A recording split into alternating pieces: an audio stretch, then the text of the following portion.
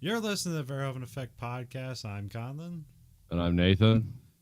Um, so today we have another very special episode. We have the 1984 film Amadeus, um, which I have no history with. And one of the reasons, because this is one of these movies like I'm supposed to like because it's like won an Oscar for Best Picture. So and Nathan said it was good. So Yeah. that's why we're here. And here we are. Yeah. um, and also like last week we were talking about Drive, which is a movie I really liked, and then it got no like Oscar recognition, and so this is kind of like a hey, let's see if the Oscar winner is a really good movie. And on my end, I say it's an okay Yeah. movie. Interesting, but not really anything I'm super. It was because it was 3 hours, and I know it's a director's cut. I don't know how much was added in, but after a Yeah. while, it stopped being interesting. It was just homework. Well, yeah. um, I don't know if you've seen both versions or not. I've seen the original version, the one that won Okay. the Oscar. And that's what I watched again. I didn't do the extra version. Oh, okay. I see. I just picked one. I just picked a version up from the library, and it was the director's cut. Okay. And even like in the, so this like came out in 2001, and even like in the credit sequence, it says Amadeus, the director's cut. So I'm not sure what it adds in. So things might be weird. I'm not sure.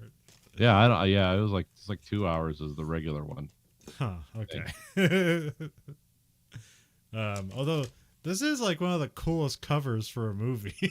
Oh yeah, I mean it's there's a lot of cool things in this movie. Well, I definitely remember this cover in the video store all the time, and I was thinking like, cool, what's that? What's that anime that looks like some dark, foreboding figure that's holding like a populace hostage? And it's like, oh no, it's about like operas and stuff. It's like, oh, okay, Yeah. never mind.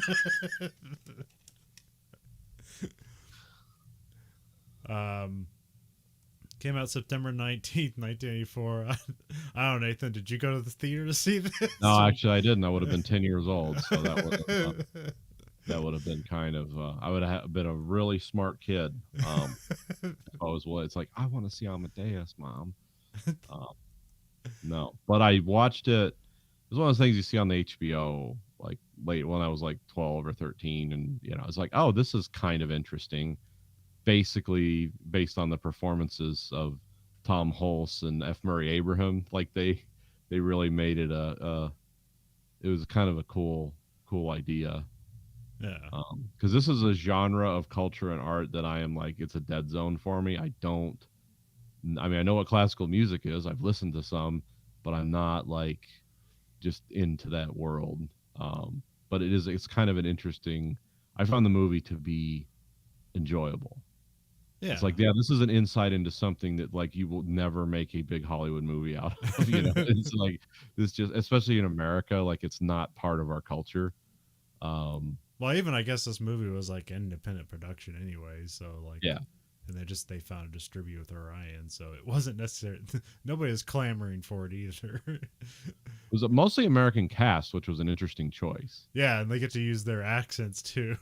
Yeah, yeah, Oh, except F. Murray Abrams sometimes throws some kind of like Italian nuances yeah. to stuff, but F. uh, Murray Abrams is an actor I like to watch. He's always like doing something cool.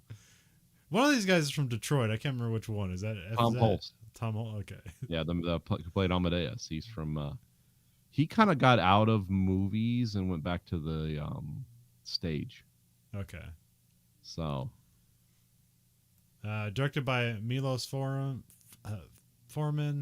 who's did like One Flew Over the Cuckoo's Nest, People versus Larry Flint, like Man on the Moon. So he does kind of like a lot of. Hair, I never did saw Hair Hair. What's Hair about? moved. It's I'm trying. It's like a '60s. What would you call it? It's like a musical. Oh, okay. It's one of those ones that was made a into a movie. because it's like one of the. I think Hair was one of the first what you call like rock operas. Remember those? I remember the idea of them. I've never really watched any. Yeah, this was a good one, I guess. I've seen it once. Okay. It was hated by the people that made the original like Broadway musical. They hated the movie, but the movie like actually made money. So yeah, if it makes money, it doesn't matter. mm-hmm. It's culturally important then. Well, especially like this is 1984. If you look at the movies that came out then, there's like a bunch of like movies that basically are essentially eternal, and then I don't know. I'm not sure how. I don't think Amadeus necessarily held that kind of cultural cachet. No, it did not. It was popular at the time. I don't think it. I don't think it's. It really resonated a lot after like nowadays. Like you got to look for it. Like it's not up in lights. Like best of the '80s, and it's like, well, it won 2 Oscars. So. Oh no, this won like 8 Oscars. Or yeah, no, yeah, won a bunch. Yeah, that's right, it did. Because it won for what? Best Picture, Best Actor. Interestingly, Tom Hulce and F. Murray Abraham were nominated in, the same movie for the same category. Yeah, I think it only lost like in 2 categories, like won like Best Costuming, Best Editing, stuff like that. So yeah, it won a bunch.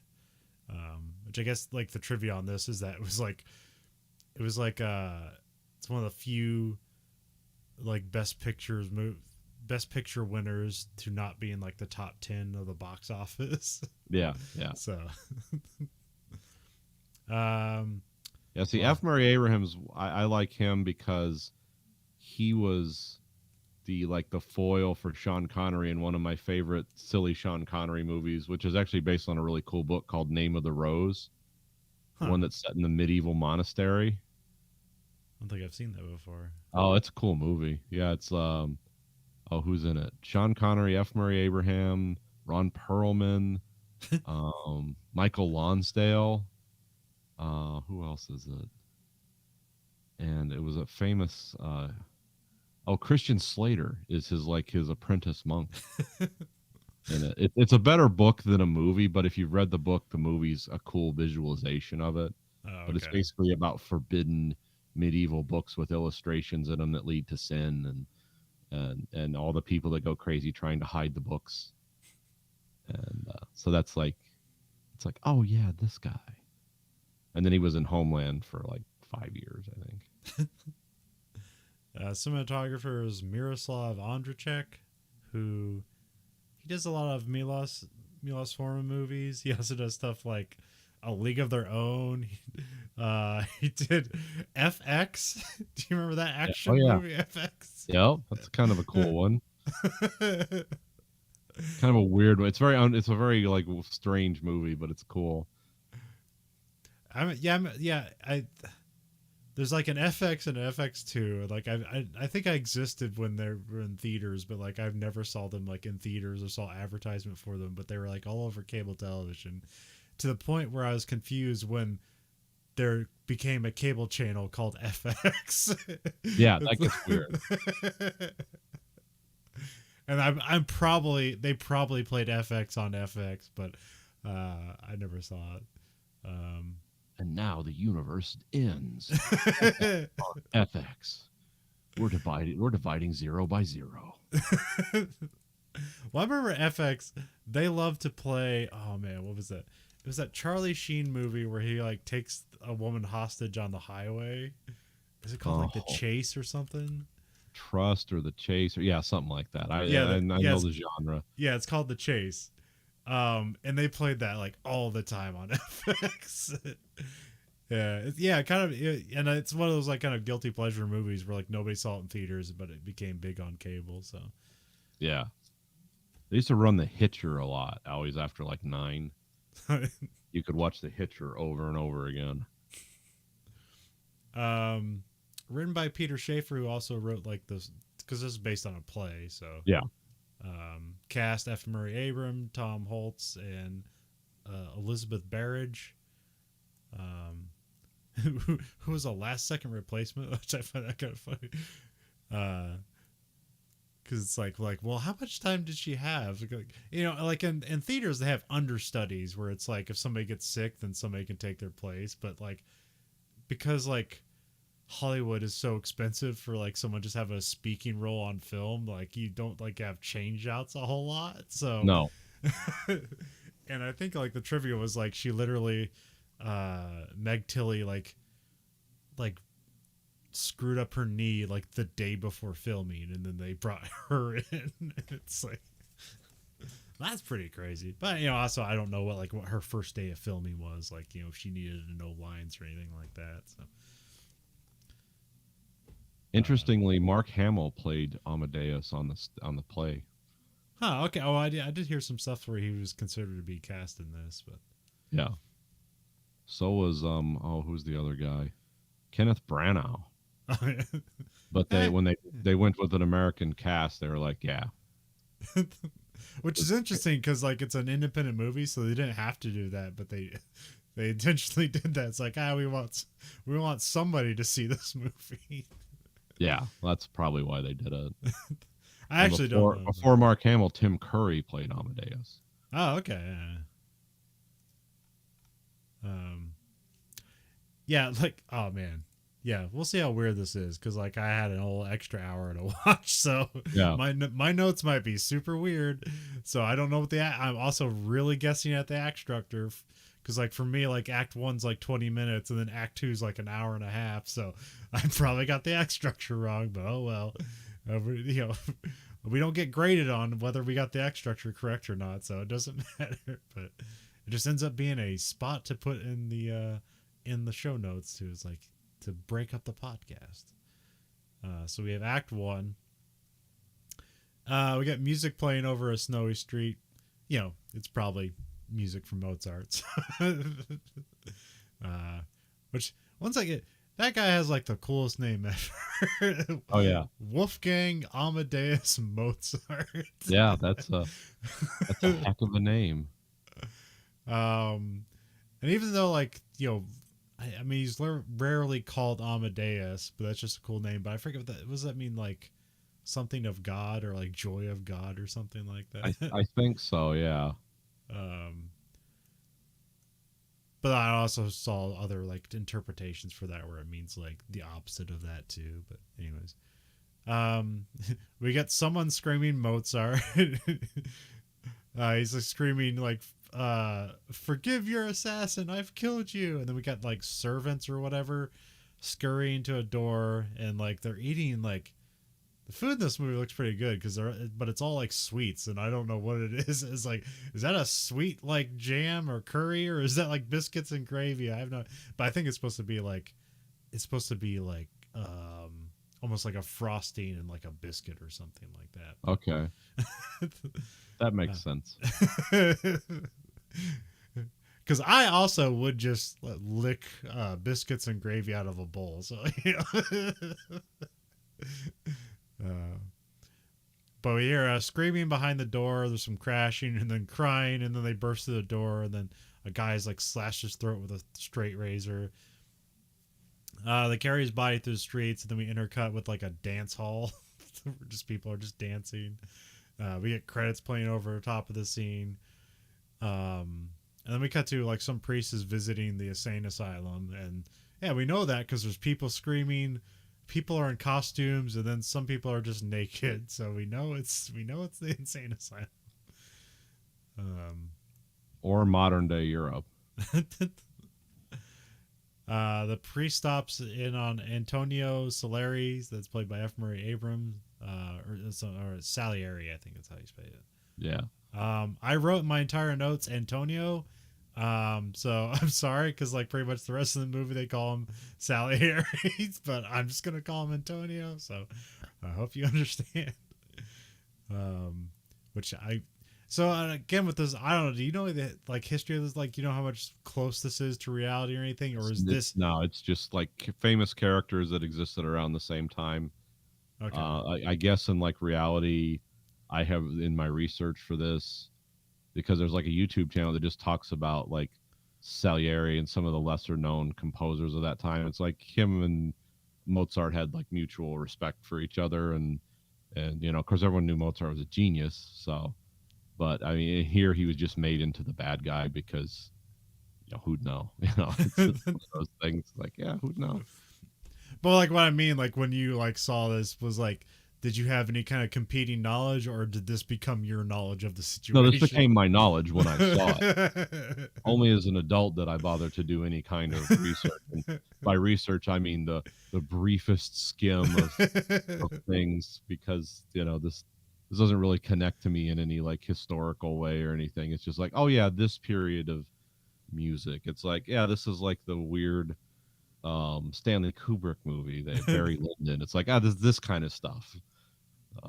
I did like it that like everyone else had like formal wigs and stuff, and the Mozart in this it looked like a punk rock like wig. It was like, oh, that's kind of cool. Which I assume is intentional. Like, yeah. Were they trying to do a thing like to show off he's a rock star? Is that like the whole point of the movie essentially? I mean, it was never said, but yes, that's why. It's like, look, he gets all the ladies. He's eccentric. Because the guy who made this movie, is like he's famous for like he kind of has a rock and roll vibe, so that's what they brought to this. So the priest is in Salieri's room, and Salieri's in a wheelchair, and he's playing piano. They're in Vienna. Antonio is like quizzing the priest on his music knowledge, and so he's like literally just playing the music, but he doesn't recognize any of it until he plays like something from Mozart, and it's like, oh yeah, that. He's even like humming along to it. He's like, oh, you wrote that? It's like, no, I didn't. And that's what I love about F. Murray Abraham's performance in this whole movie. The forever second fiddle. So we intercut between a concert from like Antonio's younger days. There's like an opera singing, like she's like coming down the stairs, and there's like fog like rolling down the stairs too. And I don't know if like this is like a more bigger production in the dream of his mind, or if this is meant to be like, this is just one of his productions. Because it seems like a bit too elaborate and for like what the era is supposed to be, but I actually don't know the era. But anyways, I mean, did they have fog machines in the 1760s? I don't know. Well, Salieri's like one of the classic like unreliable narrators, like in the story. It's like, so yeah, everything because he's remembering the whole thing, because he is now in this psych ward, well, whatever the equivalent time of a psych ward is, in the 1800s because of a suicide attempt. But everything's that's like the dreamlike quality of this movie, and the taking liberties with history and stuff. It's like, well, yeah, unreliable narrator, and it's, which makes sense, and I think that's a valid way to do it sometimes, because otherwise this would not be that interesting. It would be like story of an alcoholic talented guy who hates himself. Well, yeah, that's kind of the weird thing, is ultimately it's like this movie is billed as, like, I believe it's on the poster, as a murder mystery. Yeah. And you get to the end, it's like, oh, he didn't kill him. Didn't kill not him. Directly. Set dominoes for Mozart to kill himself, but he knew what levers to grab. Yeah. But yeah. But that's the thing about his character, is like he feels like he killed him regardless, and feels guilt for it, because he wished it, and because and there's a thing with his father, like he basically wished his father dead, and it came true, and he's like, oh, God has blessed me.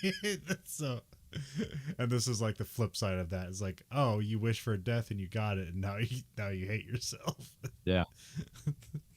Yeah, God wouldn't give me talent, but he gave me the will to smite my enemies with what I really wanted to do was be a great musician.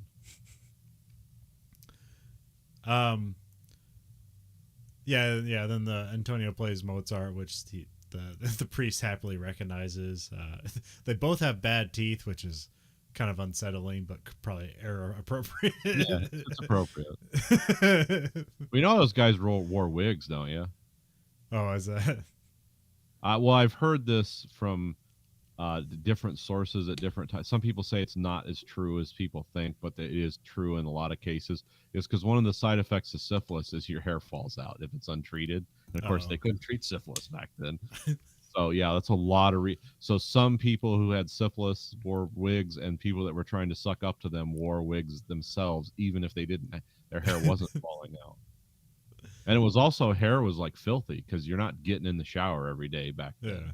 So that was just where lice grow. So if you have like a powdered wig and you shave your head, it's like, well, lice isn't growing in a dead, wig, just paint and powder. So yeah, that was there's a reason that like is not in style anymore.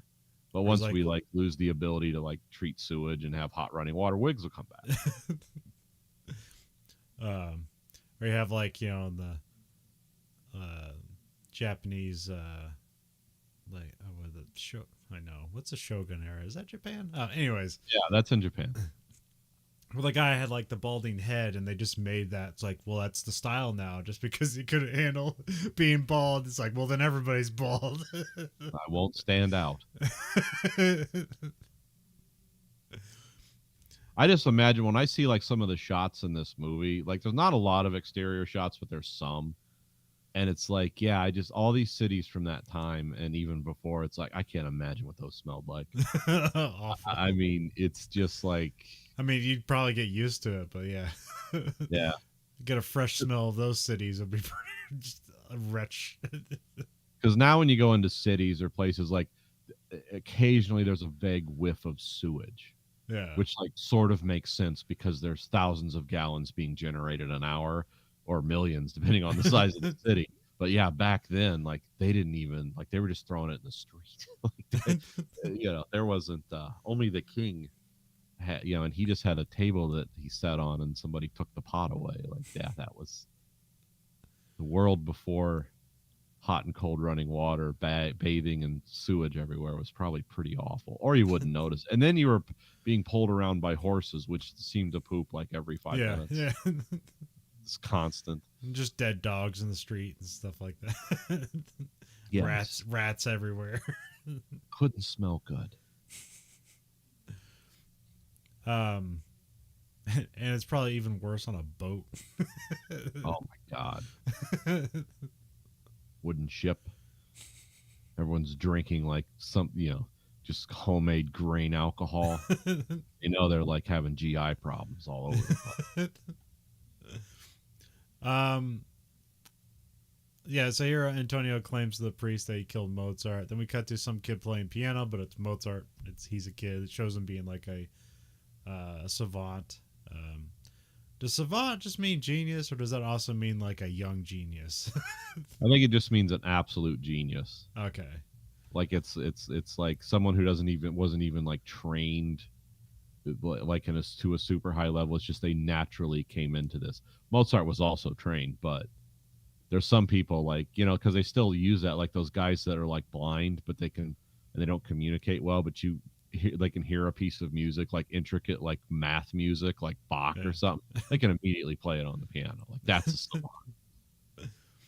Antonio talks about his father not approving of his career in music, so he prays to God to make him a composer and musically immortal. It's like, please God, give me the talent and I'll praise you in my works and then I can be immortal. And like, he doesn't see that as being conflicted. Yeah. Don't ask God for immortality. Yeah.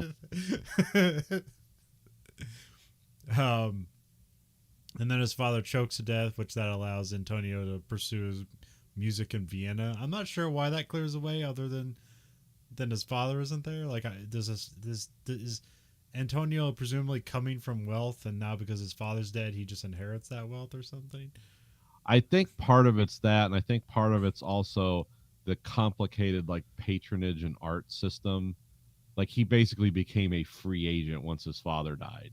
Oh, okay. His father couldn't direct him and tell certain people, hey, don't sponsor him, don't encourage this, or do, or whatever. It's making music back then was as much political as what talent, and because that was like their whole culture. So it was, yeah, it's really complicated to understand it all. Well, Antonio is here. He's training like royals. Like we have the emperor's training and like to play piano and stuff like that. So this is like a whole, like this is where the money in music is to Yeah. like train royals, because like the royalty, you're probably not only they're bored, but like they need to like seem cultured, so like they need to like be able to like play music and stuff, even if they're not good at it. They need to like know how to at least cursory do it. So because that's a running theme in this, where it's like, oh, like this music you made has kind of lasted forever, and then here he is an opera with it, but apparently the opera, even though everyone likes it and it sells out, there's not money in it. The money's in like training royal family members. But you know, we don't really get into like the whole like economics of that, but that's just kind of what they put forward, is like this is where the money is. Because I mean that's also like the weird dichotomy in this movie, where it's like, well, everybody knows Mozart a genius, he seems to be successful, but apparently he's broke all the time. Yeah. We don't really know what he's spending his money on, because even though he has like elaborate stuff, it's like, shouldn't he have more money? But apparently does not. Well, he's a horrible gambler and a drunk. Oh, okay. Well, yeah, The gambling. money Yeah, money disappears very quickly. So you have Antonio. He's like, he's at like some gathering where Mozart's supposed to be playing, and he's like playing this game with himself, where because he knows Mozart kind of like purely on reputation, so he's trying to guess who he is, before he actually like, you know, actually is introduced to him or whatever. So he's like sneaking around. And he sneaks in a room where like servants put a bunch of food in. Then we have a lady who runs in, and she's like playfully hiding from Mozart. Mozart played by Tom Holtz, who, I don't know, was he like, well, I guess he said he went back to stage acting, so I guess he's mostly that, but he seems to be kind of a comedic actor. So Yeah, he's really over. I forget. Oh, I remember when I was researching this, he based his performance on somebody. I forget who it was, because there wasn't really, because this was kind of like it's like, well, this is going to be more character story driven than historically driven. So they were kind of, yeah. So he was always like this, this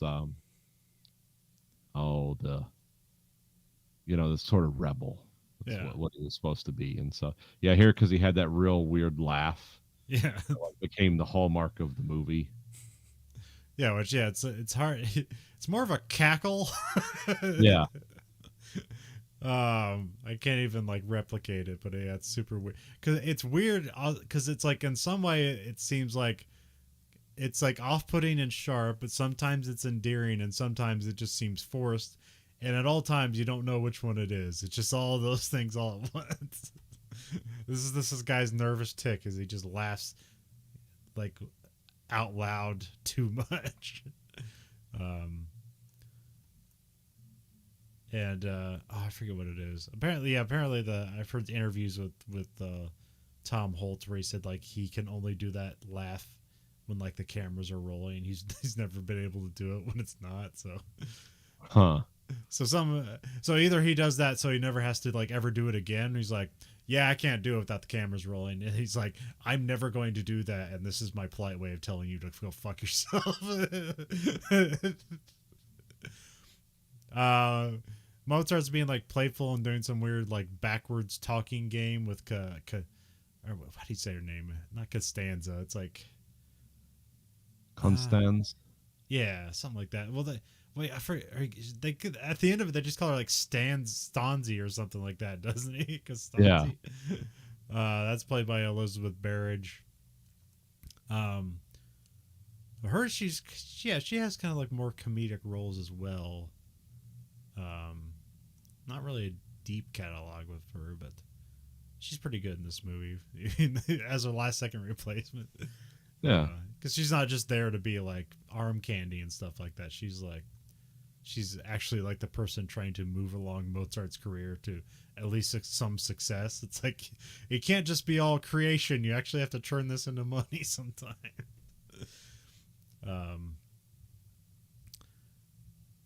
And then Mozart hears his music playing, and then he runs off to go compose.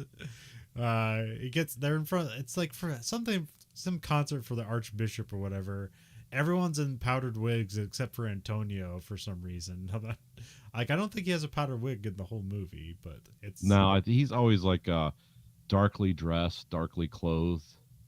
I think that's like a choice they made. well, I didn't know if it was like a thing where it's like powdered wigs kind of like entail success, so like they don't give him one because it's kind of like supposed to be like he's lesser than. That could be. That could be. Yeah, that could be behind it too. I always just saw it as he was always the dark figure, while everyone else kind of looked like a dandy. This is a guy with dark thoughts. So yeah, he does the concert and like everyone claps, but then Mozart's being sent away by the archbishop, who's like won't fire him, but he doesn't want him to like perform concerts in Vienna. So he's like, "You're going back to what Salzburg or what?" Salzburg, yeah, yeah. Yeah, because at this time where he was living, we would probably know it more conventionally as the Austro-Hungarian Empire, but it was like called the Holy Roman Empire or something. It's kind of a weird. There was a lot of political shifting going on. Yeah. And then Mozart walks out of the room to like the applause of a crowd behind the doors, and then he kind of opens up the doors to let the archbishop hear the applause, like in kind of like a defiance. He also kind of bows in a weird way. It seems like he's like mooning the archbishop or something. Yeah. Antonio like kind of like dictates like the uniqueness of Mozart's music, and they kind of like play it as he's like talking about it. But then the show is like how Antonio loves Mozart's music, but he hates Mozart himself. He's like, what a fool to be such a genius. Like, what a waste. Yeah. Which, just, puts that forth. It's like, oh, this is all about jealousy. But you can't transfer. There's no transfer of talents between people. So, talent doesn't necessarily go to the right people. So it doesn't matter. That's just how the world is. We have Emperor Joseph II, played by Jeffrey Jones, who's Hollywood's most forgiven sex offender. I think so, yeah. He'll find and work. I think they've stopped giving him like work now, but I remember like it's like, wait, wasn't this guy a pedophile? And then suddenly he shows up in Deadwood, and like everybody's okay with it. But now I think they've cracked down on it. Although I can't say a pedophile because like the way his plea deal worked, he's just a sex offender. But if you look into that, it's not good. Yeah, I didn't know. I knew he did something. I knew he was what's the word? The sex pest. I knew he was some kind of sex pest. I didn't know what kind. Well, I mean, the report I saw is like, or at least the Wikipedia entry was that he was caught with child pornography and was something about soliciting sex from a minor. Oh boy. Okay. And then he pled out to just like 5 years of probation. The wheels of justice. But that was back in 2001, and everyone just loved the principal from Ferris Bueller's Day Off. It's like, did you see that guy? Of course he's going to be a creep. Yeah, I mean he couldn't help it. He was born to be a creep. Anyways, yeah, so always, because I remember like hearing that story. It's like, oh wait, the principal from Ferris Bueller's Day Off, and then he just started showing up and stuff again. It's like, that was a real quick turnaround. Yeah, they asked for forgiveness, and I mean, I guess you can hide more if you're not like a lead actor and you're just some weird character actor, and then people are less considerate of like who's playing who when you're just like a guy in a scene for 2 minutes or whatever. But anyways, so like the emperor's like holding court, and they're discussing whether like Mozart's music is genius or if it's just appealing to masses or whatever. Yeah. And then the emperor wants to acquire Mozart's service to make a German opera, which one guy puts it as like plain German for plain people.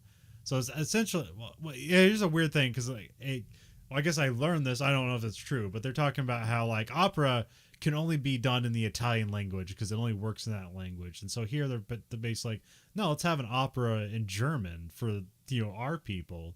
Like on opera. But yeah, there is a whole thing here where it's like, yeah, a lot of the emperor's court is made up of, or at least his like kind of art, his artistry wing, which in this movie is like his entire like cabinet of people are just all artists. Like that, apparently he has nothing better to do than to No. patronize the arts.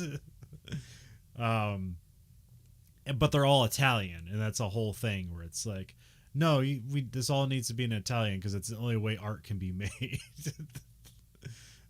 Which is not something I expected. So here, that's an interesting perspective. Don't know if it's true, but it's here. So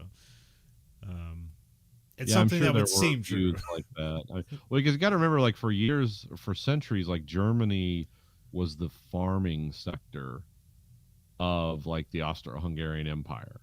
Yeah. Like that's what Germans were: farmers, coal miners, tradesmen. Like they didn't. I mean, the whole like what was it the 30 Years' Wars was fought over like Germany establishing kind of its own way as a state within a larger body. Yeah. Because remember this too, like one of the reasons, like when Hitler came to power, Germany had only been an independent country for 83 years, like where they were just Germany. Huh. So they're actually a newer independent country than we are as an independent country. They're much older than America. Yeah. But they're not like as an independent, like self-governing thing where outsiders weren't influencing them. That only been going on like 80 years by the time Hitler came to power. That's one of the ways like he psyched people out. Like we must have a German identity for German people, and that was all. Like we don't know that stuff unless you really read about it. But it's like, yeah, that's like not that long. That country has been its own master, and really not until the fall of the Berlin Wall, because from the period of 80 years when Hitler took power through the war, through East and West Germany, and just constant occupation by foreign troops, like they weren't really a one nation until the 90s or early 90s. And we still have giant bases there, giant American bases there.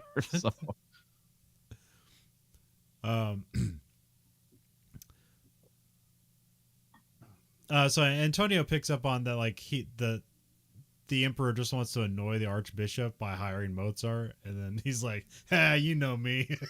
And so that's what they do. So have that being the end of Act 1, because it's like the thing is like, we need to get Mozart here to piss off this archbishop, and then you see the whole the jealousy between, well, one-way jealousy between Mozart and Salieri. So. Yeah. So you have Act 2, Antonio's composing where they cut to between like Mozart is like trying on different wigs. Mm-hmm. And Antonio's written like a piece for Mozart's arrival, like it's kind of like a gift or whatever. The emperor tries to play it, but he just like he butchers it. Yeah. I know I have a piano here, but I cannot tell you anything about what's going on here or music theory, anything like that. I can just make some cool sounds. So. Yeah, like I said, this to me is like a complete zone of darkness. I have no understanding of what this is. That's why the only things I've added to the conversation are like, well, in history, because that's like all I know. I don't know anything about this kind of art and culture. Yeah. I would know the music if I heard it. Yeah. But it's like not something deep for me. So. And then Mozart's like kind of like pratfall. He's trying to get like go to the emperor, and he's like being like stopped by guards and stuff, and he's kind of like pratfalling around like he's a Monty Python character. Yeah. And then Mozart mistakes like someone else for the emperor, but the emperor doesn't see him do that, and like everyone kind of silently corrects him, like why he's out of eyesight of the emperor. It's like, no, he's over there. And what's it? So Mozart is like selling them on an opera that he's working on about a harem, which is this controversy to like his court of people. It's like, you can't do a song about a whorehouse. Yeah.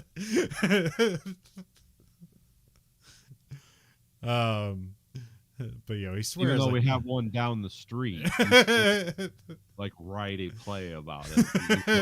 It's actually going on for real 2 blocks over, but Then we have a fun little thing here where Mozart claims to have memorized the new composition, but from Antonio, and so he plays it off of just one hearing, and then he adds to it and basically fixes it and makes it better.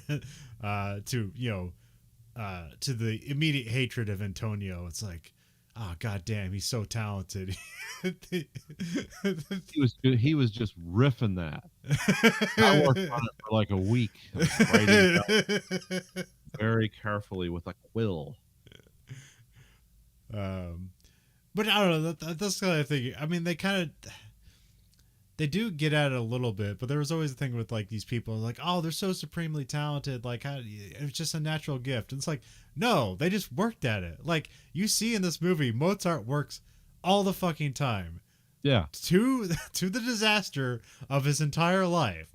And then like when he does these things where he shows off his talent that makes it look like he's just effortlessly doing it, it's not effortless. He put all the effort in before he got there.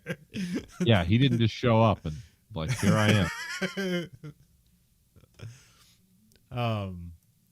Like some people can do that, but like most of the time you got to work at it. It's just there's a way that some people do it where they somehow just practice in secret, and then the only time you see them do their job, and it's like, oh, why are they so good at their job? It's like, well, because you never watch them practice. Like, Yeah. You think it's all natural ability when it's all just work. Yeah, it's like people that are really good at like juggling or can do like crazy hula hoop stuff. It's like, because that doesn't like, not everyone's trying to do that. There's not TV shows or whole genres built around it. When you see it, some people like in their mind, it's like, did they just walk in off the street knowing how to do that? Like, no, they probably put 50,000 hours into learning that. But yeah. Oh, it's always the funniest thing, like when you like back when they first had podcasts coming around and like the first comedians were doing podcasts, and like you learn all like the kind of like inner lives of being a comedian. And the thing that you find out, which I probably at some point I thought it, but like when you hear a comedian, you think that's someone who's so talented they just go on stage and just be funny.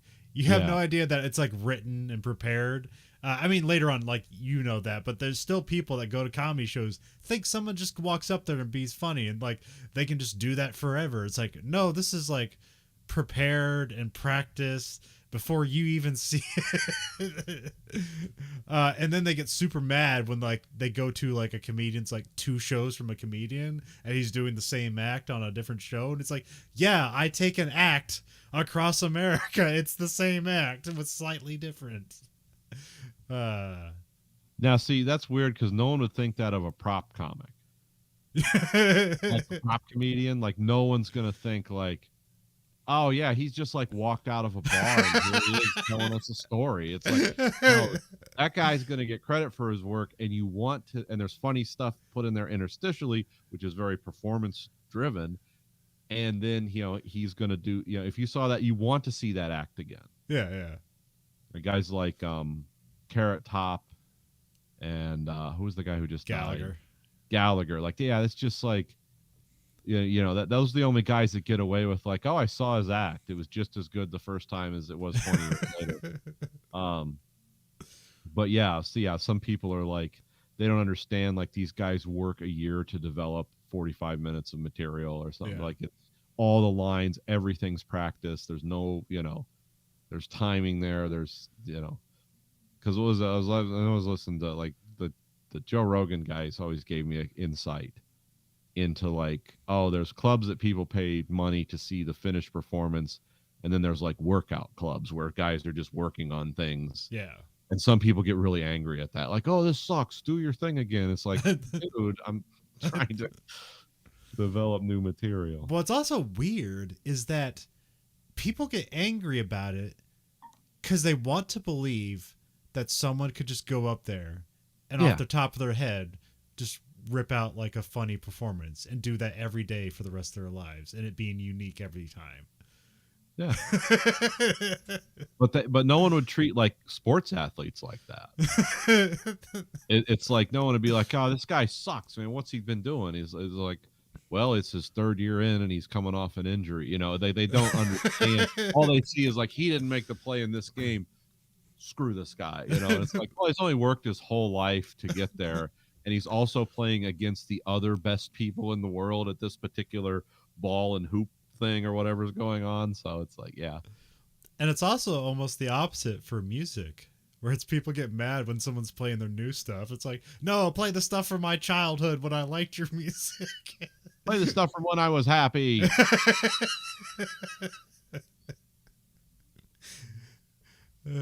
My another favorite I had is people who are just going to casually like write a book. Yeah. You know, I've ran into the people that really drive me nuts are like people at work, because they'll either suggest to me like, oh, you should write a book about your experiences, or I'm writing a book about these experiences. And I'm like, well, number one, not a good writer.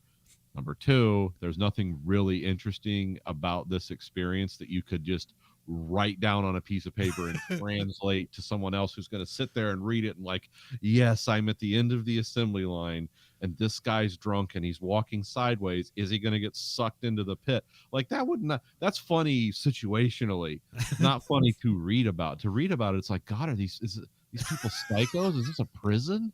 Like, what's going on? But some people like swear up and down, like, oh yeah, we should all do this. It's like, no, that takes years of work and training, and it's very hard. And it's, and even then, if it doesn't land for whatever reason, then you've just dedicated years of your life to something. I mean, yeah, the key is like converting it so that a general audience could get something out of it. Yeah. Which that's the problem is like there's some things like are so specific and you had to be there and you have to like know this whole culture and all this other stuff. Like the joke doesn't work because you have to prep your audience so much that it's not worth it. Yeah, when I got to do world building, explain a 4-minute scenario, that is not like a key to success. You know, for normal life stuff. Now, if it's like a fantastic story of pirates and historical figures, yeah, you don't need to do all that world building.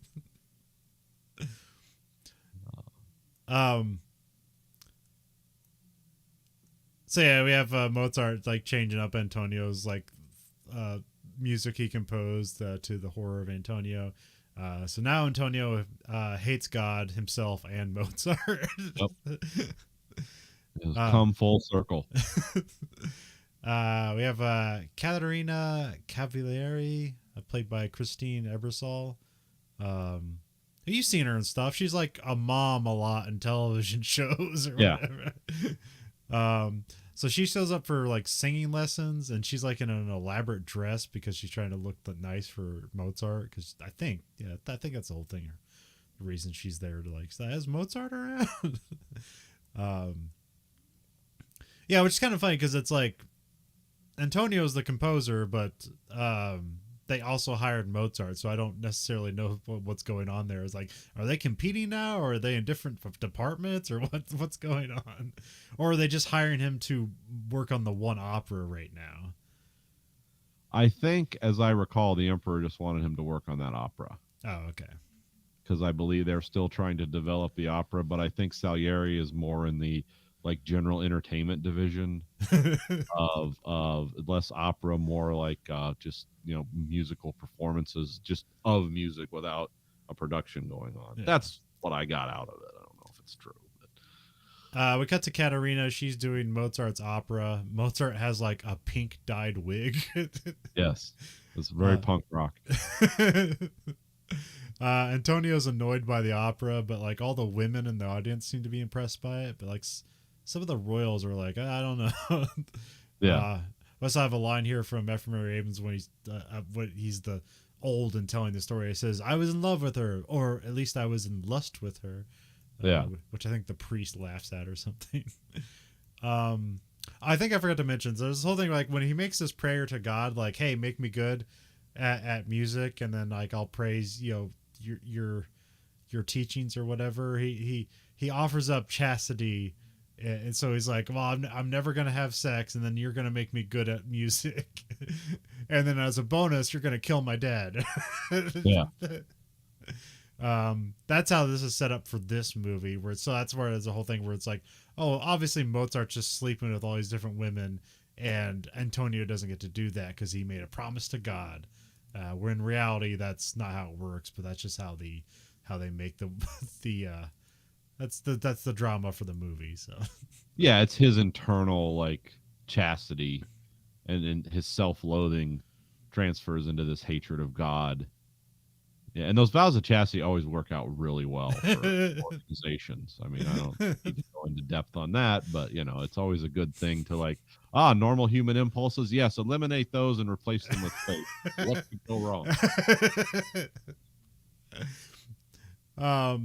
Be strong, man. It's like, yeah, okay. Let's see, whatever. The concert ends in raucous applause. Roses are thrown on stage. The emperor has some notes for Mozart, and the notes are there's too many notes. Too much music in this musical production. And then Mozart's like, in what way? And the emperor's like, are you questioning me? Like, I'm the Holy Roman Emperor. Also, here's where like, Constant. I forgot to say, Constant. No, Constant. How do we say her name? Not Costanza. Constance. Constanza. Constance. Okay. Yeah, in American English, it's Constance. And so, and she shows up with her mom, who Mozart calls his landlady, but so I don't know. I don't know what that means. So wait, her mom owns the place and is renting it out, and he's a deadbeat, or he doesn't have enough money. Anyways, hey, he gets pushed into marriage with Constanza, Costanzi. Fuck, I don't know. Constance. While here it's obvious that he's also sleeping with Katerina, so that's the whole thing. It's like, I guess I'll have to settle for her. Like, two beautiful women, I have to settle with one. I can only have one? And they both seem to have interesting personalities. Like, oh no. Yeah, and two intelligent, beautiful women that love me. Oh, God, what a cruel being. Salieri, I too hate God. Solidarity with Salieri. Yeah. I hate God because there's not enough trim in my life. Salieri, the first incel. Yeah, the original incel. This was interesting. I mean, he did feel sorry for himself, but he also took action. Which, well, actually, no, some incels did. Yeah. Never mind, guys. Let's forget that. This incel had talent. Yeah. He took musical action. Antonio's hatred for Mozart is now rooted in losing the possibility of Katerina's affection. So it's like, because he had that at some point, but now it's gone. So, which is not made clear. It's like verbalized, but it's like, really? I didn't see that. Okay. Also, she just kind of disappears from both Mozart and his life for like most of the movie. So, but it is like a pretty like point or important point, at least for Antonio or Salieri. I only knew it because I've seen this like 6 times, and I remember like, he hates him for his talent and he stole his woman. And it's like, the wrongs of Salieri are incredible. Mozart Fathers is like trying to bring him back to the Archbishop. I don't know why. I don't know like what the stakes of that are. Like if he doesn't get him back, what happens? Like I'm not sure. Like is he gonna like kill him, or is he gonna run out of money? Like I don't know. It's the money, the patronage system. Oh, okay. Yeah, because his dad can also profit off his success. Oh, so is his dad only making money if Mozart's in town for the Archbishop? I think he can make more money than just being a regular. Because he was like, what did Leopold do? He was like kind of a violin theory guy who did some composing, but mainly he was like, how guys do like the math guitar, and there's people that just specialize in like one area of like, just like music theory people. Yeah. Yeah, those guys rarely are rock stars. They're just like music mechanics. Like they know how things are supposed to go. They kind of write the rules, and but yeah, it was basically his father wanted to make money off of him. That's what I got out of it. I could be totally off here, people. But Leopold, Mozart is too late because Mozart marries Constance. Um, and so the emperor wants Mozart to teach music to his niece, who's like a teenager. And so Antonio convinces them that they need to like set up a committee to like approve and censor Mozart's music. Yeah. We also got a line from Mozart that says Italians are musical idiots.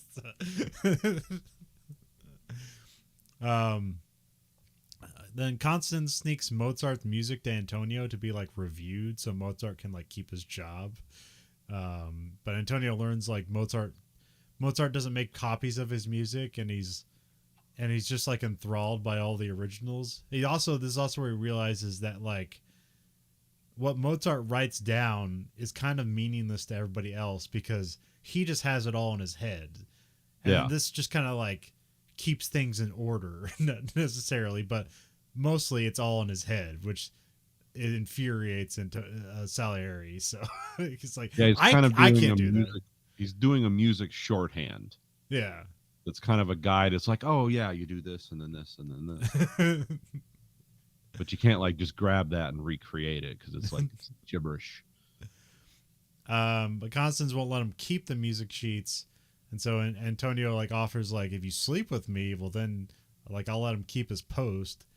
And so he says like show up at night, and then she shows up at night, and then she like reluctantly starts stripping, and then like Antonio's like overcome with guilt or disgust or something.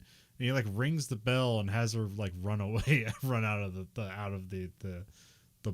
palace or whatever, wherever they're at. Yeah. And then she's also like disgusted in herself because she's like what she was willing to do to get her husband at the like ahead. But it is a better character mode that he didn't just like sleep with her, but it is like that he set it up in the first place it's like, oh yeah, this guy isn't a good person, but at least he refrained from that. Yeah, he just walked it right up to the line, and then either his own internal guilt or it would be crueler to just embarrass her that way. I don't know. Yeah. It's kind of like, well, is this like his oath to God, or is this like, oh, this is more humiliating to make a woman naked and then rebuff her? She's particularly vulnerable to that at that time, and so I don't know. I mean, I assume everything this guy does is bad, so I would think that like rebuking her would be more hurtful. Constance cries to Mozart and she like says she's sorry. And then we have Antonio like doing a voiceover with like with Jesus on the cross in the wall, and he says, "From now on, you and I are enemies." And then he takes the cross off the wall and throws it in the fireplace. Yeah, that's like great. Like we've all been there. The Emperor and Antonio have a meeting, and he says Mozart can't be left alone with young women. Like says he molested people like multiple times. Which of course he makes up, but like, hey, that could also be true for how he just easily sleeps with women. But you know, things with rock stars, you know, people don't really care. When people are rock stars, it's like they don't really want to know or care how many or who they sleep with for some reason. Yeah, it's just fine. Just keep doing it. If part this of the lifestyle. Yeah, if this what fuels your creativity, I guess we'll let it go. Oh yeah. But Mozart meets with Antonio to try to get the teaching job.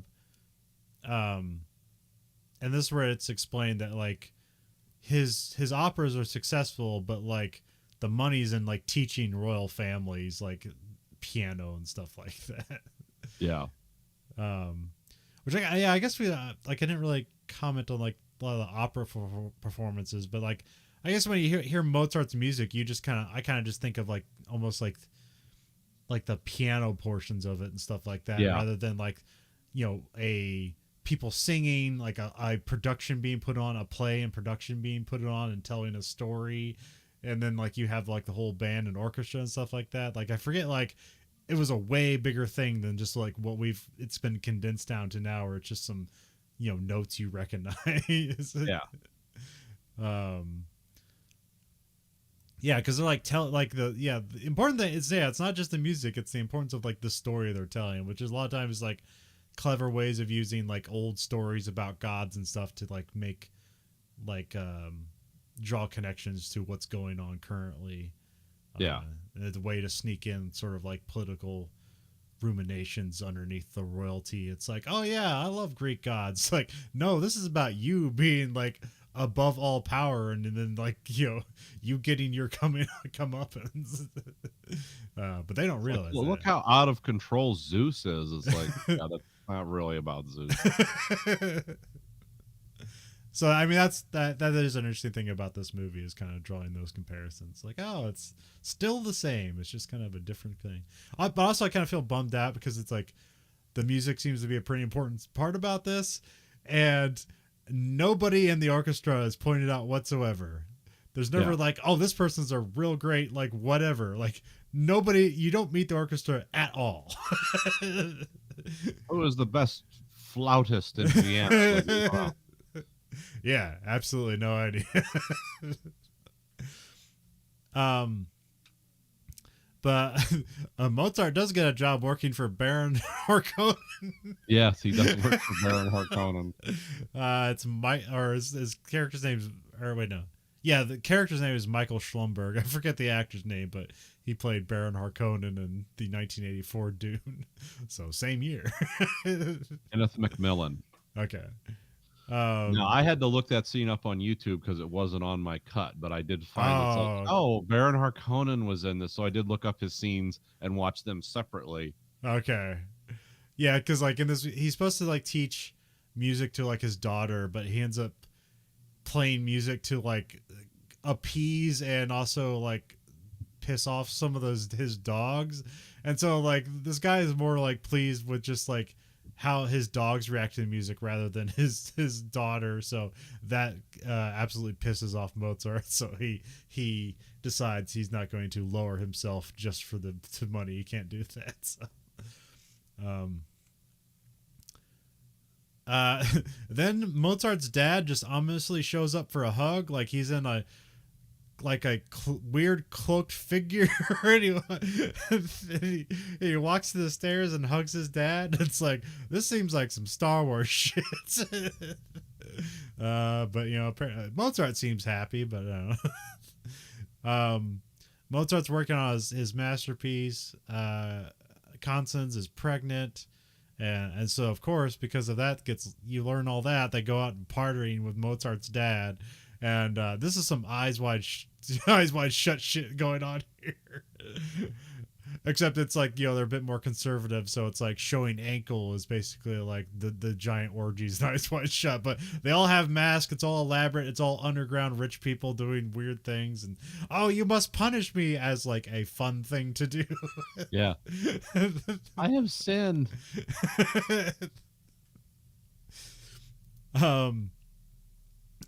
Mozart does some like parlor piano tricks, and then he mocks Salieri's compositions, where he like kind of like plays it kind of playfully, and like people are laughing, and then he just like farts at the end of it. Yeah. And Salieri's right there with a mask on, so he's again horrified.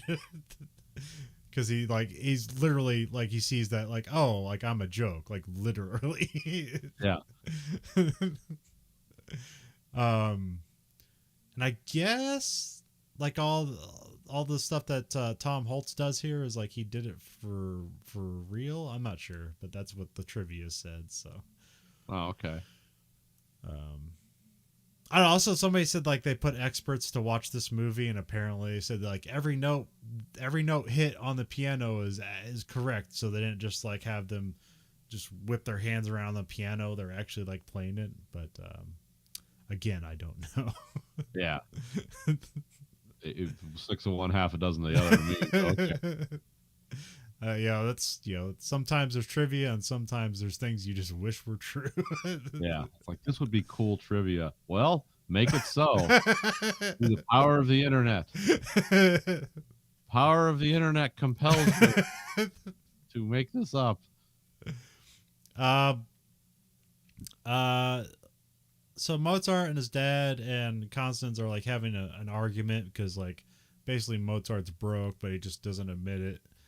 And his dad wants him to go back to Archbishop so basically he can have some money because what do they call him? It was like, you don't want to be a debtor, so apparently it's just a horrible thing to be in debt. Well, this was still in the time when debtor's prison was a real thing. Oh, okay. You could not only be a debtor but be in prison for it, which seems like, well, how does he pay back the portion of the debt? How do we imprison all of America? Yeah. America is essentially a giant debtor's prison. That's the secret that the founding fathers put in. The secret. That's my secret. That's my power. Yeah. The trick is I'm always in debt. Yeah. But so some anonymous patron has paid like a maid to like clean up their house, which is Cynthia Nixon from Sex and the City. 15-year-old Cynthia Nixon cleaning the house. But then that even makes Leopold, Mozart's father, like even angrier. It's like, who is this woman? Like, who paid her? It's like, it's patronage, patrons. They pay for it, and I get benefits, and I just do my thing. Let's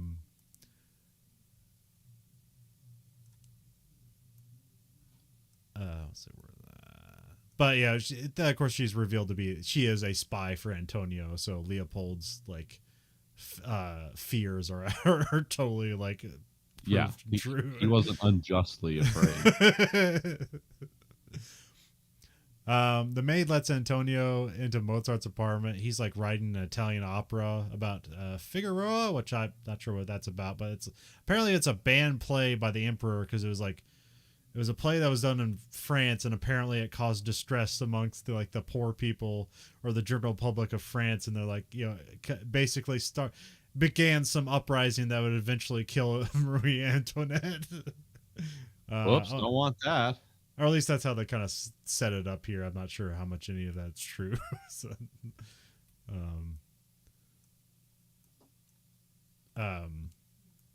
yeah, because I don't know how affordable like an opera is. Like, I don't know if the general public are going to operas at the time. I don't know what the access is.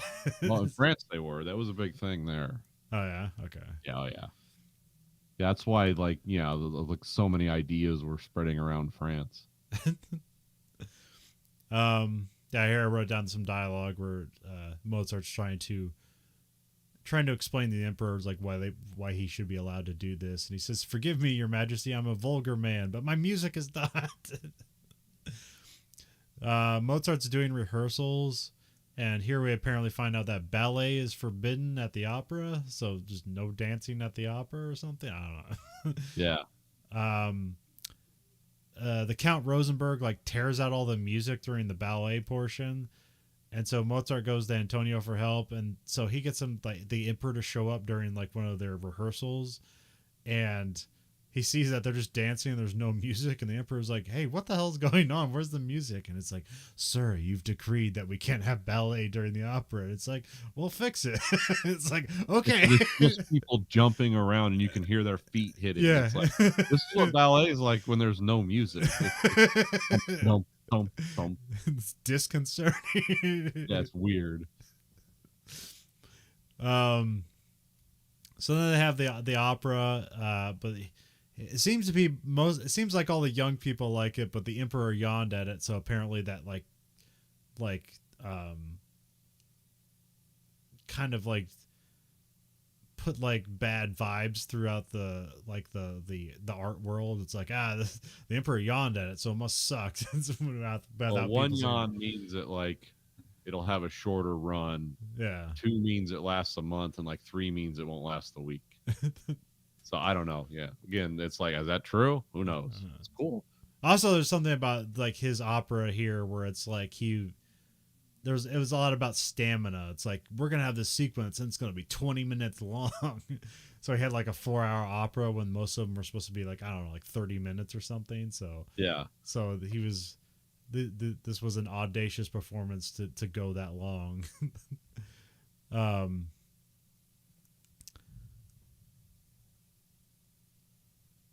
Let me see. Antonio's directing one of his operas, but here he's like honored by the emperor, and people seem to like it. So it's like, oh, I guess he's good. And then we see Mozart gets home from the play, and he finds out his father's dead. Yeah. So I have that being the end of Act 2, because the start of Act 3.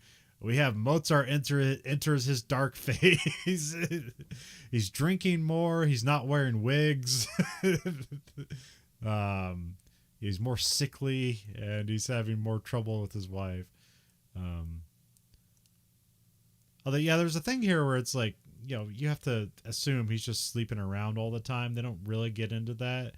But, at the end when we have like Mozart like dying, where it's seemingly of being overworked, where mostly that's just a result of like syphilis and stuff like that, but they don't get into that in this movie. Yeah, they don't talk about that too much. we don't want Mozart to die from an STI. Yeah. Which they used to be called STDs, now they're STIs. Oh, I haven't heard. What's STI mean? Sexually transmitted infection. Huh. When did they change that? I didn't know that. I think it's a distinction because people can have an STI that have no symptoms, but then they can pass it on to other people. Oh, okay.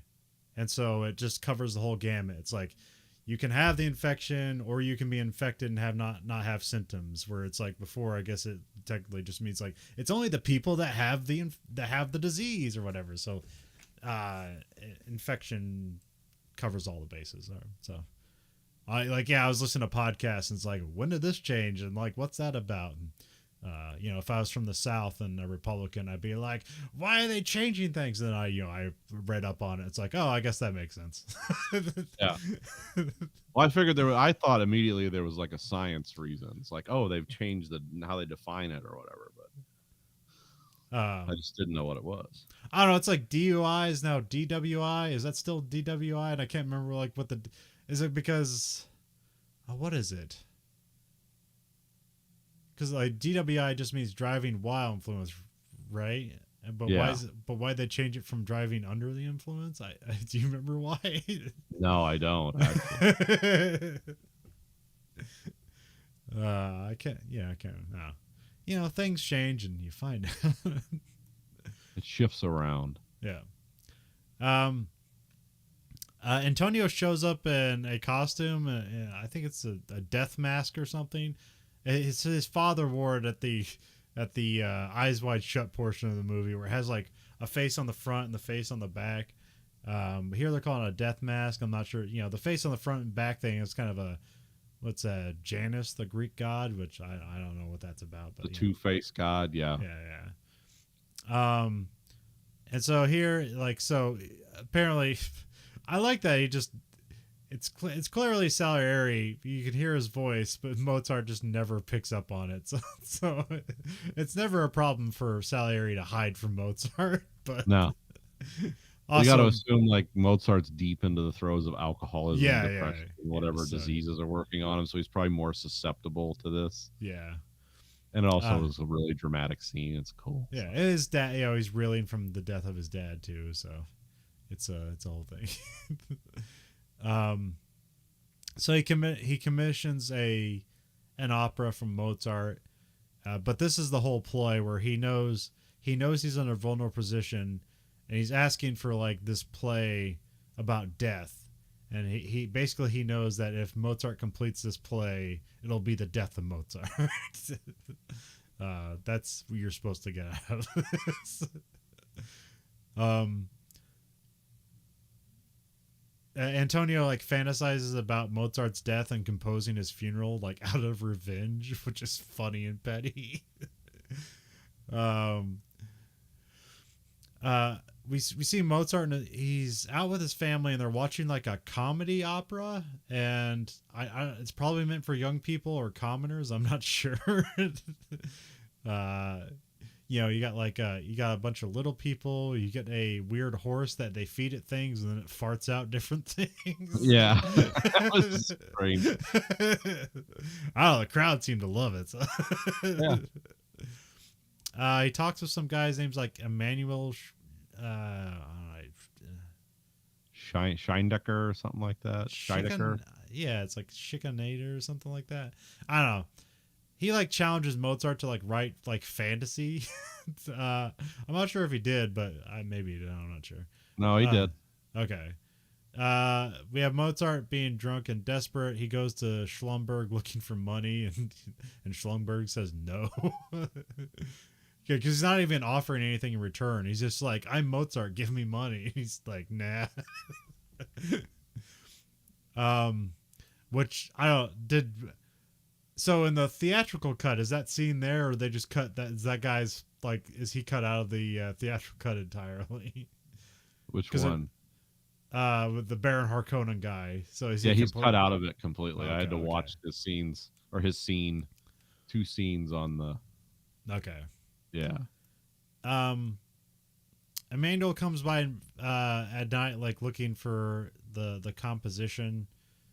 The maid wants to quit because she's scared of a drunk Mozart. Antonio learns that Mozart's working on an opera, like, but he's like intrigued by it. He's like, "Oh, he is." Which again, I'm not sure. Like, I'm not sure how they say, because sometimes it's like they talk about a play and sometimes it's an opera, and I'm not necessarily sure of the difference. But like, because I've just been calling them all operas, so. Yeah, the Magic Flute is an opera. Okay. Antonio shows up in the Death Mask again, and Mozart doesn't want to finish the Death Mask opera. He says it's killing him. So Mozart sneaks out with Emmanuel to go party, and when he gets back home, Constance is left with the kid, so he's now like super distraught. It's like, oh, I have nothing, and I can't even finish my music. We have Mozart. He has a new opera that's more exciting and explosive. It looks, I'm not sure what's going on here.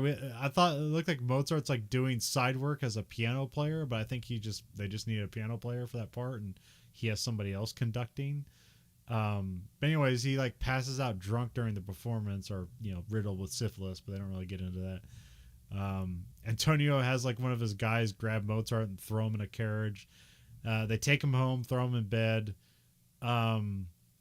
Here I think like Antonio's like wishing like, I hope he dies in bed, because he's not like really rendering aid. He's just throwing him in bed and walking away. But here he kind of recognizes that like, oh, you're like, where's your wife and kids? Like, oh, they're gone. It's like, oh, like like Mozart's in worse off position than I thought.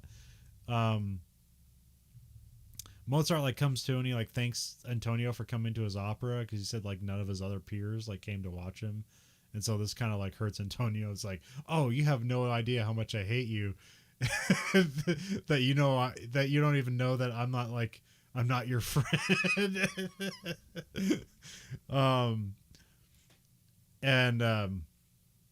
Then we have Emmanuel comes by to check on Mozart, and he gives him, one of the deals they made with Constance is like Emmanuel was going to give him half the house for a new opera that he wrote, which was far more lucrative than what he did before, because they like sold the house out and he got half that. So Emmanuel's come by to give him like half the house for the performance. And so Antonio just takes the money, like basically, and passes it off as if it's his own. It's like, hey, I'm paying you for the rest of that Death Mask play we're going to work on. And so he's trying to hurry him into finishing the composition like in a day. We cut to Constance, and she wants to go back to Vienna because they have her being bored and missing Mozart because he's exciting and weird and drunk and syphilitic. He's exciting in a strange disease. We show like Antonio's like helping Mozart write his composition, because like again, Mozart's not great at writing the stuff down to where it makes sense to anybody else, but Antonio can do that. But Antonio's like overwhelmed by how like fast Mozart is at creating things. Which he's like, this is genius, but fuck you. Yeah. Infuriating genius.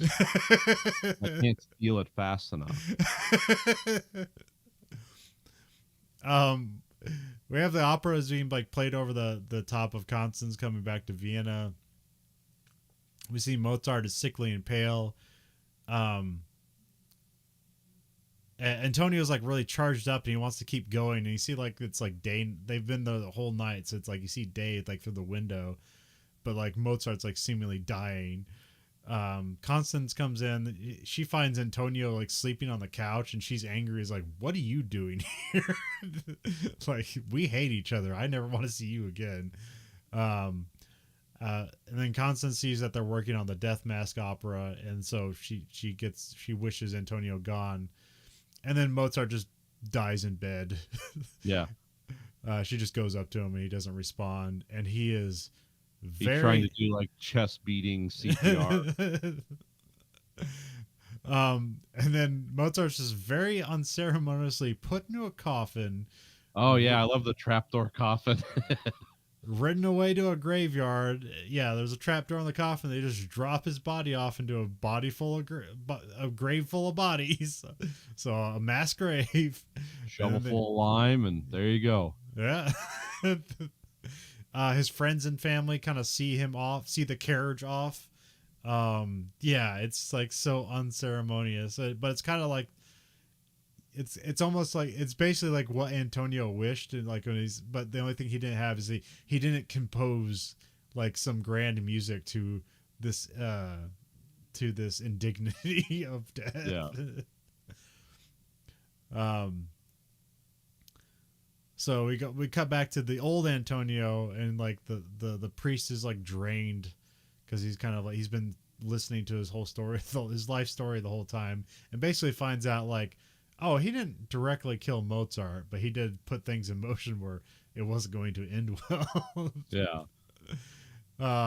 Here Antonio declares himself the patron saint of mediocrity, and as he's being pushed away to like the washroom, he's like blessing all the patients for their mediocrity. And then credits. we got Mozart's laugh go as played. Oh yeah. Which is like kind of a great scene. It's like, well, that's actually not a bad end. Just blessing everyone for their inadequacies.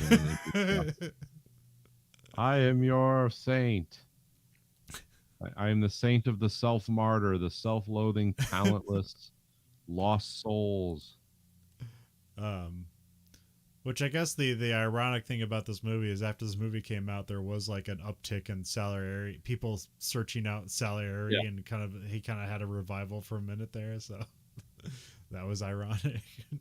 But actually, the real guy that they were looking up was not, this was not a part of his life. Yeah.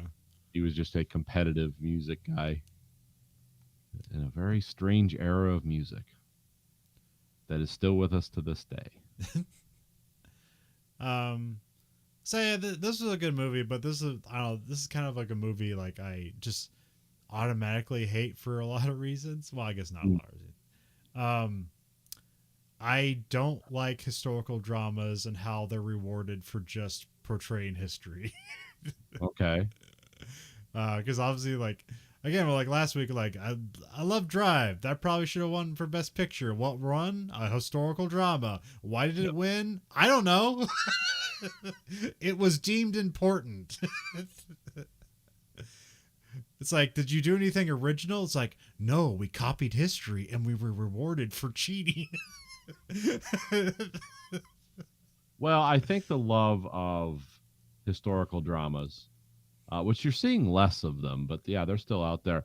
I think a lot of the love for those and the kind feelings towards those is because if you don't know anything about it or know very little about it, but you're kind of interested, like a movie like Schindler's List or something like this, it opens a world in your mind. It's like, this is amazing. I never knew about this. And it's suddenly like you give a lot of credit to the creators who, like you said, just like they just did some good due diligence and history research and built a pretty dramatic story around it. In the case of like Schindler's List, it was just based on a book about this guy, and because that's the one I come to, and it's a fine movie. It should have won Best Picture of Schindler's List because it was like, oh yeah, it was a great composed movie. But yeah, the history stuff is like a lot of those I think win a lot of accolades because it's like, I think for the normal people, it opens their mind to like, oh wow, I didn't know about this. This is suddenly fascinating to me. What a great story. And it's like, yeah, it's a great story because it really happened. It's like based on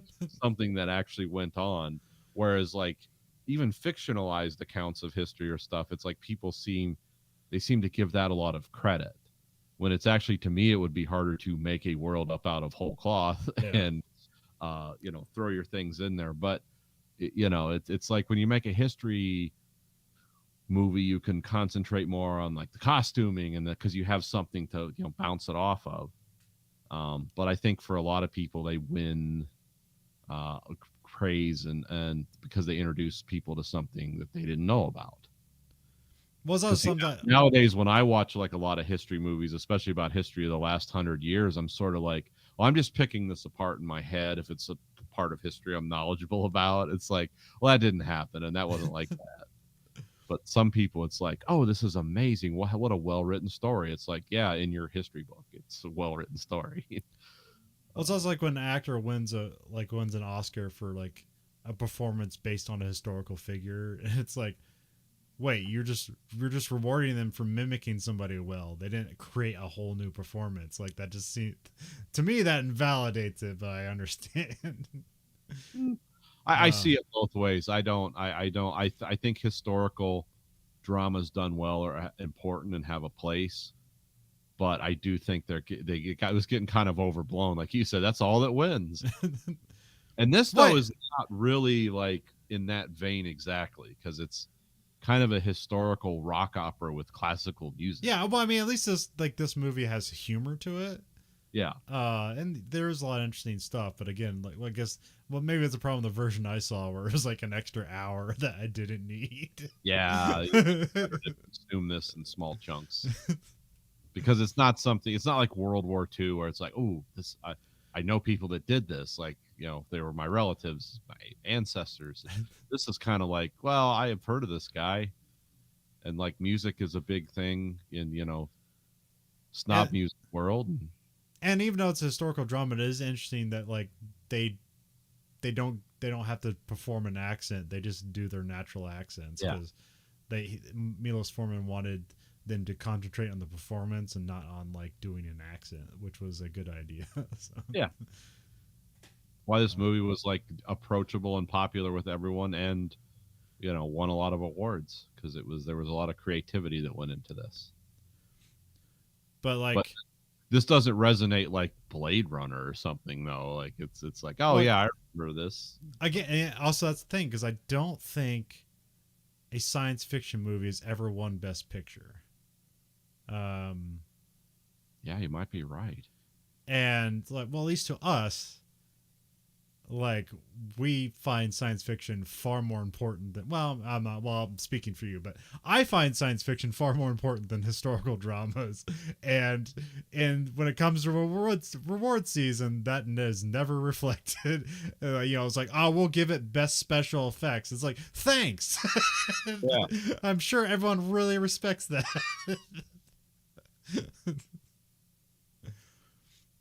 No sci-fi movie has ever won an Oscar for Best Picture. All right, so confirmed? Confirmed. I just looked it up while you were talking. See? Now, do you agree with that, Nathan? Some people say, oh, hold on. There's a caveat. Some people say okay, Lord of the Rings, but that's fantasy, not science fiction. Yeah. And some people say The Shape of Water, again, more what I would consider fantasy than science. Okay, like if a Star Wars movie won Best Picture, which that will never happen because I can't seem to do that. That would be sci-fi. So okay. Or Blade Runner, or Blade Runner, or The Arrival, or or the other great science fiction movies we've talked about that are very important to us. Yeah, but as far as like what you're saying, I generally agree. But it's also how I approach and react to the movie too, because a lot of like Oscar bait historical dramas, if it's something I know about, it becomes, oh, how can I, like, I know something about this, I'm gonna go like reread a book or something before I talk about it in terms of historical stuff, And it's like, yeah, it's just to pick apart for me. It's like, well, this didn't happen. That wasn't real. That was dramatized. It's interesting to see what they changed and why. Whereas like a science fiction movie, you can just wholly throw your mind into like, well, there's no rules in this world other than the ones they establish in the story. But it's like, yeah, I don't feel as Cage talking about it because there is a script to pre-written to work from. And then what was I also going to bring up? Crap.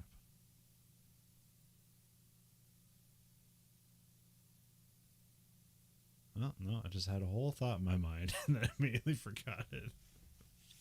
Yeah, I'm with you. Damn it. It's almost there. Something about historical dramas and maybe compared to sci-fi. Oh, crap. Where did Was it this go? about narrative choices or? Crap. No. Oh, man.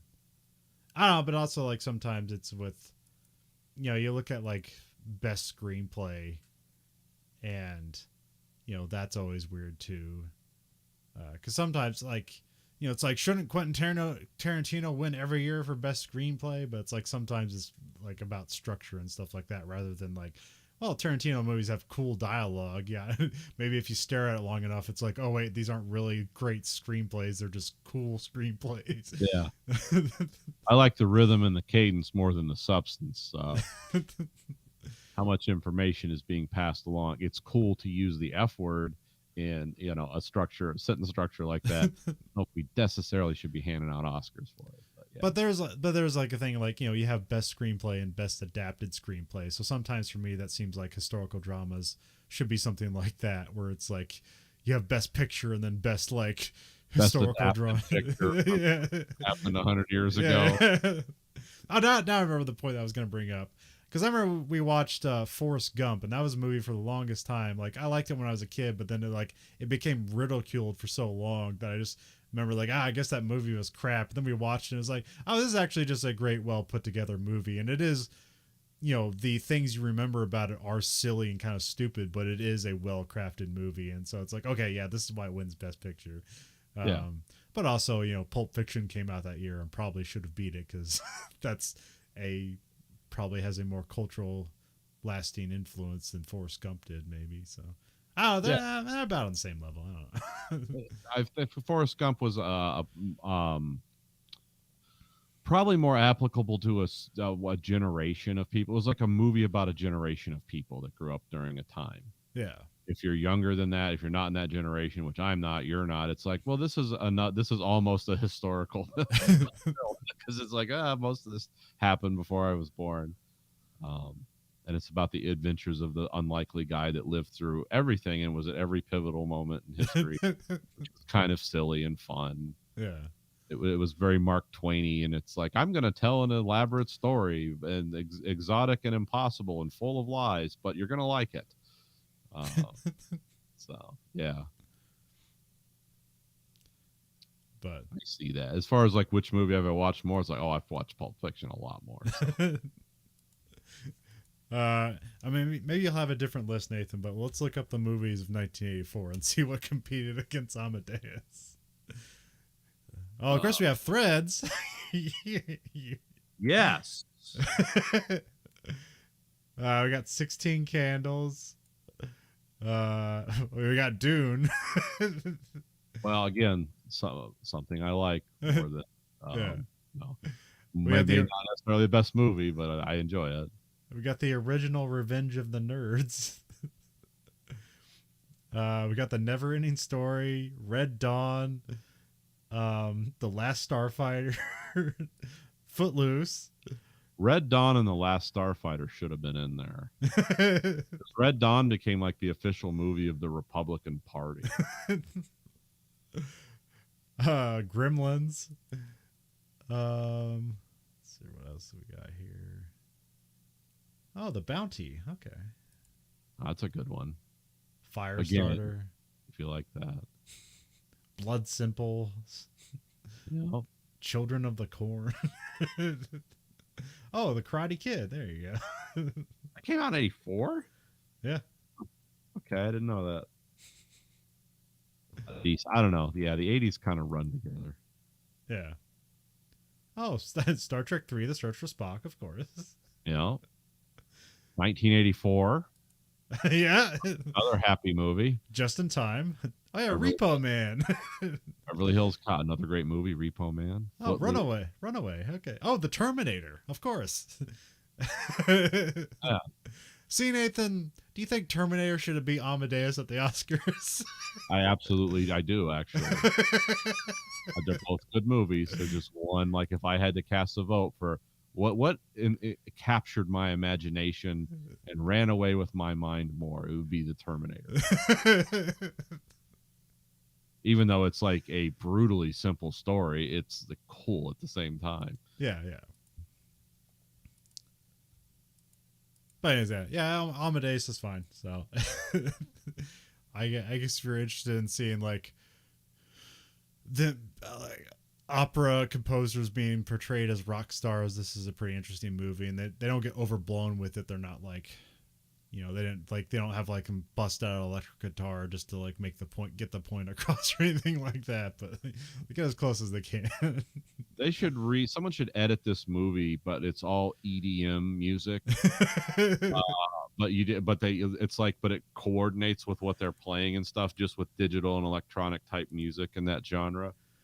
That would be interesting, but everyone plays it off like, yeah, no. I like weird, smash ups like that. Don't have to reshoot the movie, just like, strip the soundtrack out. Yeah, well, I guess ironically, this movie was not nominated for Best Music because nobody wrote it. It was based off of Mozart. It was not original, so they couldn't submit it. Yep. They didn't have to pay the rights for it either, though. Yeah. Good old. Well, then it was probably even easier to have what do they call that? Public domain. Public domain, yeah. Yeah, that stuff's about to run up on like Mickey Mouse. Like I think Disney has ran out of lawyers to make that dodge, so eventually there's going to be some public domain Mickey Mouse stuff out there. Sherlock Holmes enters public domain this year too, which I don't know, like, what does that mean? Because they've been making Sherlock Holmes stuff forever. I guess they don't have to pay his family the rights anymore. Yeah, well, I think it depends on like when the story was out, because I think now they're like getting granular. It's like, well, yeah, the general character and those original, like the furthest back stories are in public domain, but it's like some of the later stuff still isn't. So it's like we have a hold of that. Oh, okay. Something like that. I don't know, because the way it's supposed to be, because I have copyrighted stuff and have stuff technically in the Library of Congress. It's supposed to be 75 years after your death is what it currently is. Okay. Until it enters the public domain. But again, that stuff's weird because it's like, that's me personally. That's not necessarily like, what if a company owns the rights to it? So that's a weird thing, because like the company never dies, but it's like, is it supposed to be 75 years after the person you commissioned to write it dies, or how does this work? So it's interesting. You always hear that, but then it never seems to mean anything. Yeah. I know Disney's been fighting that for a long time. And I don't know. I mean, I think I don't know what kind of financial shape they're in. When you fire CEO midnight at Sunday night and bring back the guy who, you had before him, I don't know what kind of position they're in, but I don't know. That just happened at WWE. Oh, did they have midnight firing? Well, yeah, kind of. They because Vince McMahon got because he was basically using company money to pay off a lawyer that him and his friend were having sex with. Nice. Class act. And because it somehow it'd work out to where he's like, well, I paid her off with my own money, so it's fine. And they're like, no, that's our money. So he got kicked out of, like, at least like creatively out of WWE. He's still like the number one shareholder. And so now he just like fired like the board of shareholders and like appointed himself back into like the lead position. So now he's back at WWE. He's back, baby. It's like, what? Yeah. And then of course the stock price just shot up because he's coming back, and it's like, wait, it's like when he left it got better and was way more successful. It's like, this is super fucking weird. It's just brand identity. Yeah. I don't know, it probably keeps him alive. He's an old man, and like there's so many people that like as soon as they like, you know, as soon as they quit their jobs, like they're dead in like 2 years. Oh yeah. It's like, I've seen that happen to people at work. cause I remember like that happened, like Joe Paterno, like, you know, he was like, oh man, this guy's gonna live forever, and then like that stuff happened, and then he's like forced to leave, and then he's like dead and within like 6 months. It's like, oh Jesus Christ. Like, would this man have died had he still been coaching? Would he had died on the job had this not happened? It's like, well, you never know. Well, when I read that article or novella or whatever called Death Comes to Happy Valley, about, and the person who wrote this, I think, was really biased against Penn State and their football program. But yeah, it was basically like a category of there had been so many things going on for so long, and not just like weird kid sex stuff, which that always grabs headlines because it's the most sad. But there was all kinds of shit that was going on there. And it's like, yeah, this is like a roto-rootering that organization is needed for like 50 years because you know there was a guy on the Nittany Lions in I think it was the 70s, just raping and murdering girls. Oh no. Oh yeah, and it was football player because they said this giant came out of the woods and just drugged this woman into the woods and raped her and stabbed her to death. And this guy apparently had like a proclivity to just be really like violent and aggressive with women, and he was on the football team, and Joe Paterno was like, yeah, get him out of here, this is a problem we don't need. And it's like, this guy's like a violent sex predator. It's like, well, as long as he's not on the football team, we're covered. It's like, Jesus Christ. Oh. And then there was always the NCAA violations hearings and stuff that happens. It's like, well, if any other coach had done this at any other smaller school, they would have been bounced out of coaching. But no, not here at Penn State. We're going to make it all happen. I mean, they weren't as vulgar as like Georgia or Alabama with like where they had people on the football team that couldn't read and stuff. It wasn't stuff that bad, but it was it's like, yeah, this guy was like, don't make a hero out of this guy. He was a great coach. He was inspirational to some people, just as flawed as everyone else. And kind of I mean, this guy, like, just what he said, the deliberate horse blinders that this man wore for like 20 years is like, that's inexcusable. It's okay to like hear rumors and like, well, I can't respond to that unless I have evidence, but like, no, here's evidence. And you're like, what? No, I didn't see that. I mean, I wasn't trying to lionize him, but I was just a guy who like had a job for like, 60 years. And then as soon as he didn't, he was dead. Oh yeah, I know. It's just kind of funny when it's like the legend. Rarely do you get to rip down legends until like maybe 100 years after. This guy was being torn apart as he was stumbling into the grave. And it was sad too, in a way. I don't cheer for it. It's like, that's terrible. Yeah. It's like, there's your whole life, so long. But then again, you can't just like abide horrible things and be like, well, as long as I'm not doing it, it's fine. It's like, no, there's a right and a wrong here.